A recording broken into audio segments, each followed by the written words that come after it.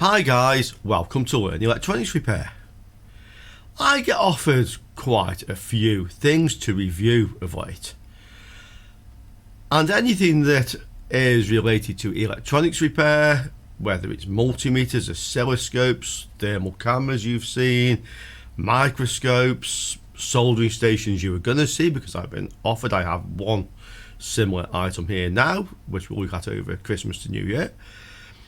And those things, I take them and review them because they're always of interest to you guys. And if you've watched any of my reviews, you know I give a very honest, down-to-earth opinion of the item. I've also reviewed a couple of things like laser engravers and laser cutters because that's a kind of like sideline thing, but useful for building electronic projects and such like. And then I get offered generic things, car stereos and AV switches and all sorts of things like that, and you know, I reply to them saying thank you but sorry, no, it's not really the sort of things I think my viewers want to look at. Yeah, tell me if you think I'm wrong, I can accept all these things, but at the end of the day, this is the electronics channel and primarily repair. But just occasionally I get offered something that's a bit mad, and this sticker was on it, by the way, that's like weird. And this company, right, CZUR, this one, they said, would you like to review one of our document scanners? And I said, well, why would I be interested in a document scanner? This is the electronics channel. And they said, well, have a look at this video. This is another guy on a small channel, and he was using one of these to scan and archive vintage electronics data books, stuff that is not on the internet from the 60s, 70s. And you know what, I thought actually it's really quite interesting. And I also think when you see this thing, we can probably use this for scanning PCBs, things like graphics cards, PCBs and such like, in high resolutions, so we have very good quality images of these things, maybe to upload somewhere and build up a library of useful information like that. So I thought, you know what, and I'm going to show you the video I watched in a minute before we unbox this. I thought this thing's just mad enough to have a look at. So here's a short review. I hope you like it, and then let me know what you think at the end. Literally saved our butts when we had to scan old IBM documents. My mistake, guys. Actually, this is really quite a large channel, so some of you may have seen this before.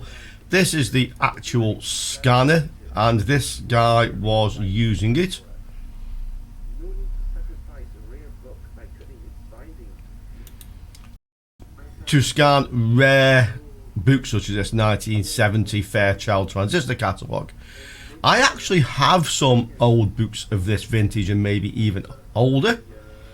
However, they are still over in the UK. So I'm going to use the scanner in a few other ways related to electronics repair. But this is what the guy was doing with this, and he's showing that even when the document isn't flat like this book, it will actually scan it correctly and it will give you what looks like a flat image. So here we are, he's scanning the book. It has a foot pedal to operate this. This little thing you see here is recognized by the scanner. You use it to hold the pages down, and the software removes that from the scanned image. It took me, says, about an hour and a half, an hour and a quarter to scan this, 1 hour and 20 minutes to scan this something like 1100 page book. So that's what I have here. It looks like a really fun bit of kit. So let's put it together and let's have a look. Yeah, let's have a play with this, doing a few other things. First of all then, let's see what is in the box. Okay, and we have a box within a box. And here is the box, the inner box. How does this one open? And this is the first look. This is the CZUR, I guess. ET24 Pro document scanner. This will scan at 320 dpi, which I believe is considered to be museum archive quality. We have this is a switch, maybe this is the foot pedal. Everything's labeled quite nicely. I believe this is a crowd-funded project from Indiegogo. Foot pedal, USB cable,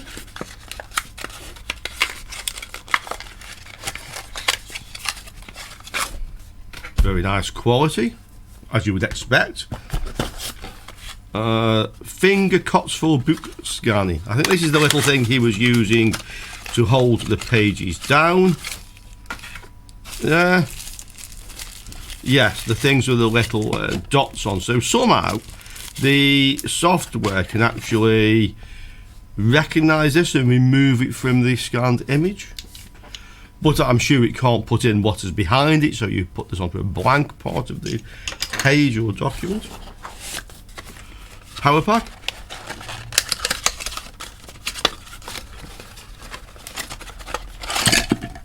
Quite standard, comes with a variety of different ends. I want this one.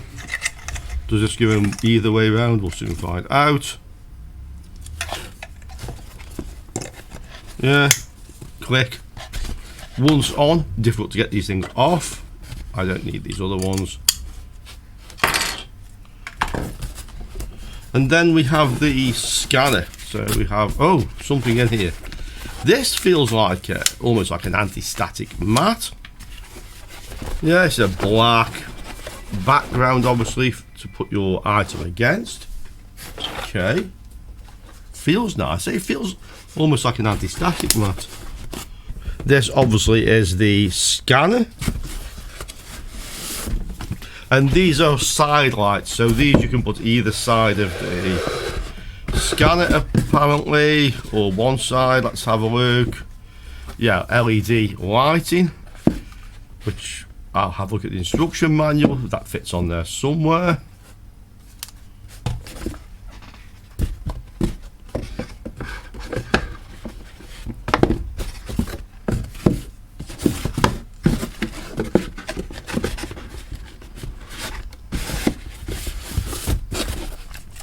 Side light instruction manual. Hard to get the camera to see it, but yeah, it shows how they fit on. Okay, let's put this thing together and then let's see what it does. This is the model I was sent to review. I'm not being paid to make this review video, and any opinion is purely my own. I'll be completely honest about this device.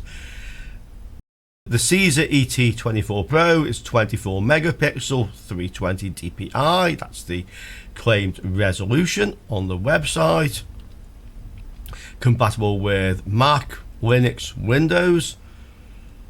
And they mention some features. So the curve flattening technology effectively makes pages look flat. Very fast, 1.5 seconds to scan a page. Adjustable brightness. Mentioning about the light sources to stop reflections, up to A3 size documents, and it comes with the built-in OCR, so you can actually create searchable PDF documents from things you've scanned, such as, for example, a transistor data book. That's really quite nice. You can see the price. This is a professional piece of equipment, and you would expect this sort of price tag. It is on special offer at the moment. And there we have a little bit more about it. Okay, so you can come to the website yourself and have a look. The scanner came with a CD-ROM or DVD, which has the installation software on, but my recording PC for the YouTube channel doesn't have a CD-ROM or DVD connected. So I can also it says, download the driver software or the app from the website. So we'll come to here and let's see if we can find it. To do that, we just need to go directly to CZUR.com, the home page, and we are here. Download software. Select your model. It's the ET24 Pro that I have. Okay. And we have the software. At the moment, my recording PC is Windows 7. I'm going to use this PC to make the video, so we will install it on here. I don't really mind. I'll download from Europe. Okay. And we can just download this. Okay, let's install the software. I think I'll zip it first. And I'm fairly sure this will be a standard installation. Okay, I'll just put my license number in. Here is the scanner on my workbench, so you can see it. This is the manual to one of my oscilloscopes, so we'll try and scan this manual. You can see this sits around about 30-40 centimeters above the desk. The lighting unit just clips onto the back there. It's just like a magnetic thing. So we have the scanner on, ready to go. Now let's try scanning this document and we'll see how this works. I think you can see that it doesn't sit flat very well. I'll go to the overhead view and you can see it better. Okay, so we're on the overhead camera now and you can see it. Yeah. This is the book we're going to try to scan, so we'll see if we can produce a good scan from this, and then we will try to convert it into a searchable PDF file so we can actually search for things inside here. This will give us a very good indication of how useful this actually is. We'll just launch the software.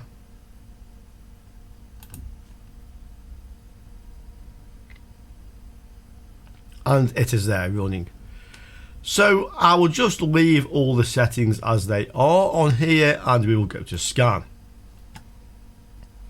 It's now asking what I want to scan. The first page, the cover, is a single flat page, so we'll choose a single flat page, and I can also tell it to scan in colour. You can see that the software will automatically frame around the thing we want to scan, and I can now use the foot pedal. And it's there. You can see it on the top left. Hopefully it is scanned. So the rest of the book is now facing pages. So I will select facing page, and you can see it showing an outline for the book. So we'll put this here in the middle. Now you can see that the document doesn't want to sit flat. I'll just hold it down. In fact, I'll just put that on. It actually should do the job just fine. And again, we will scan. And that has scanned the page. In fact, it looks like it's actually worked out itself. It is just one page. Yeah, that's quite clever of it. Let's go to the next page where there should be two. Again, it's actually a single page. Just put the dotted line in the middle. We'll scan this one.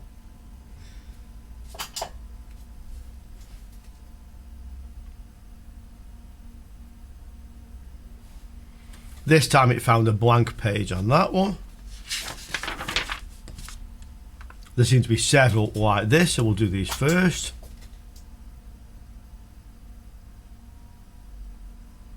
Okay, and then we should get to the double pages. Okay.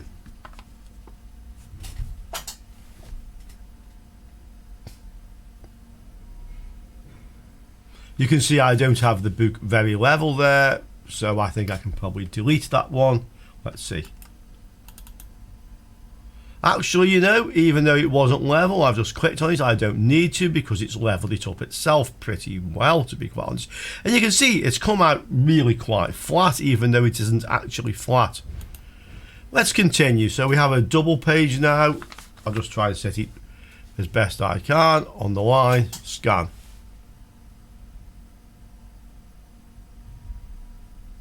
Yeah. And it made two pages. I think you can see them coming down the left hand side. Okay. Set it flat as best we can. Scan.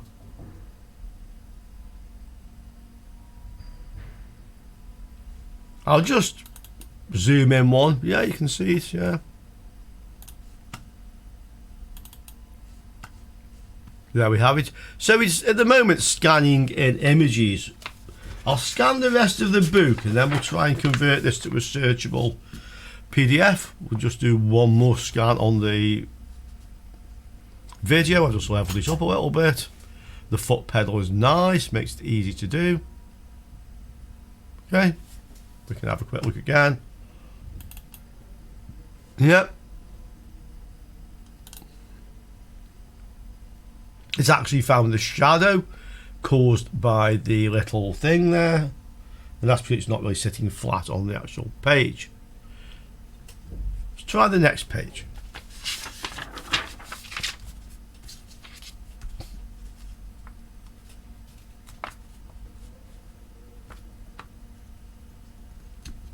This time I'll actually hold this thing down and let's see what it does.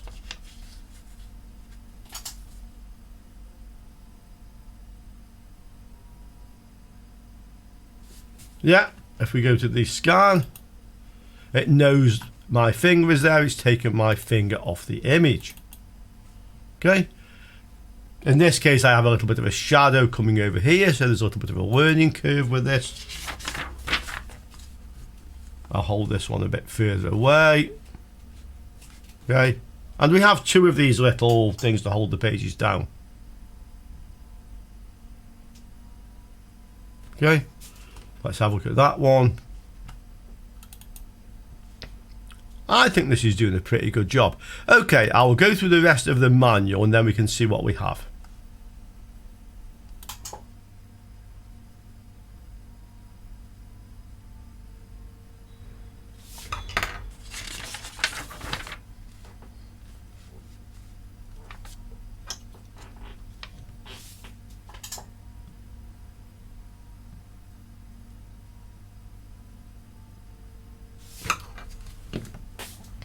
Okay, I've scanned the manual, so we can now go back and let's try to create a document. So I will select all the pages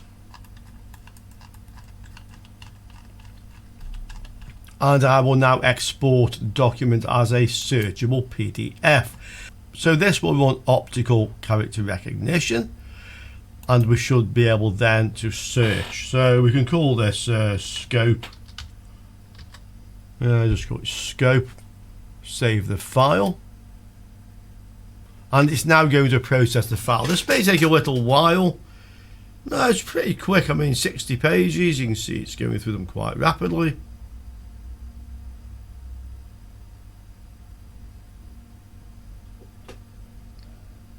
Okay, let's see how long the OCR takes.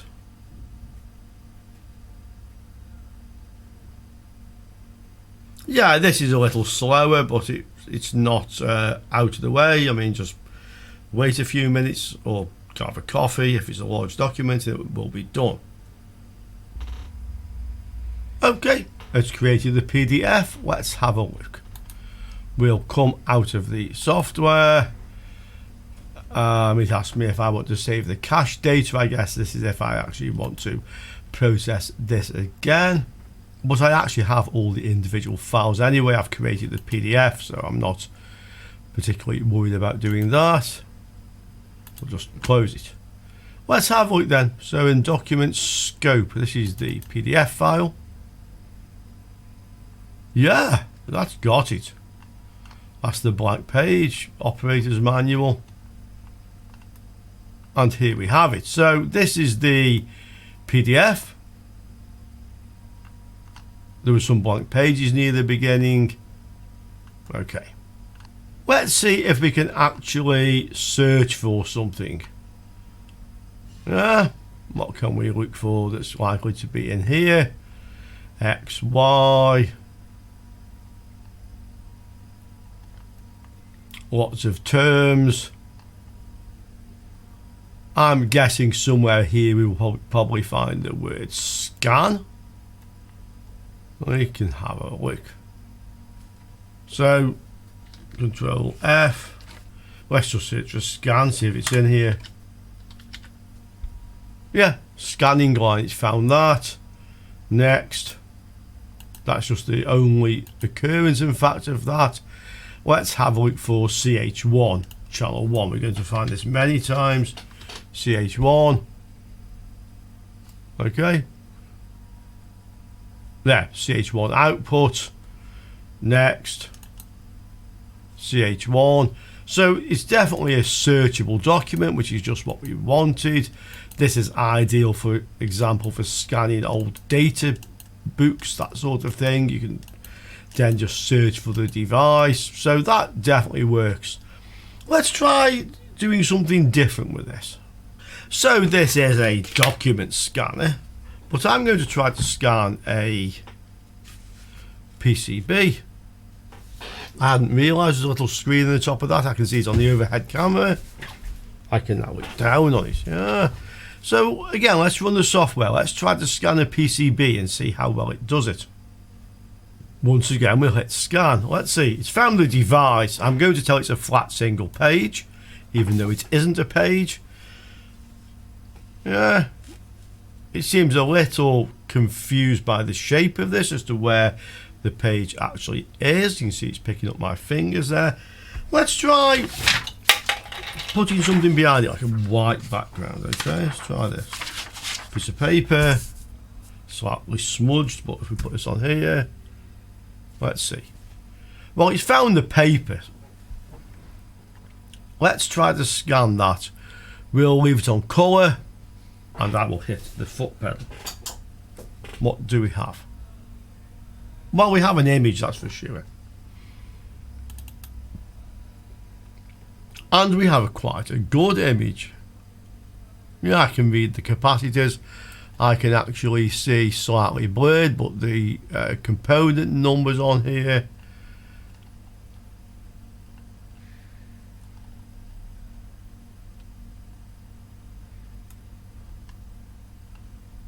So that does do a pretty good scan on a PCB. Let's hit this auto enhance. I'm not quite sure what that actually is.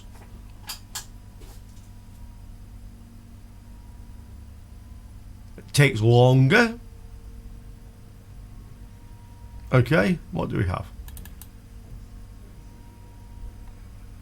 Oh, that's sharper. I can see the capacitors now. I can see everything rather better on this than I could on the other one. So we can definitely scan things like this. Yeah, I have to say that's come out really quite well. I've now switched on the lights, the side illumination. These were off before. They are now on. Let's try that scan again on the graphics card and see if that makes any difference to the result. Is it any clearer? So I'm scanning with auto enhance, which seemed to help a little bit before. And we have the scan. Let's have a look at that. Okay. Oh, that is definitely much better. Okay. So the side lights, which I had off previously with the book, I've now switched them on, and we can really see this very clearly. This would ideally archive things like PCBs if we want to keep a record of what's actually fitted to it, what components are present. Yeah,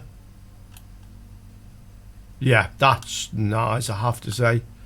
I'm really happy with that. It's a good high resolution image for sure. There we have it then, the ET24 Pro. I have to say this is really quite an interesting device. It's something that you obviously have to have a need for to buy this. It's obviously a professional piece of equipment, but it certainly performed very well. And if you're working somewhere where you need to archive old technical documentation, or you want to get high resolution scans of a PCB, this will certainly do it. So, a little bit of a left field thing for me, slightly off topic you may say, but I hope you're interested to see that anyway, and I will see you all soon on another Learn Electronics Repair video. Ciao for now, guys.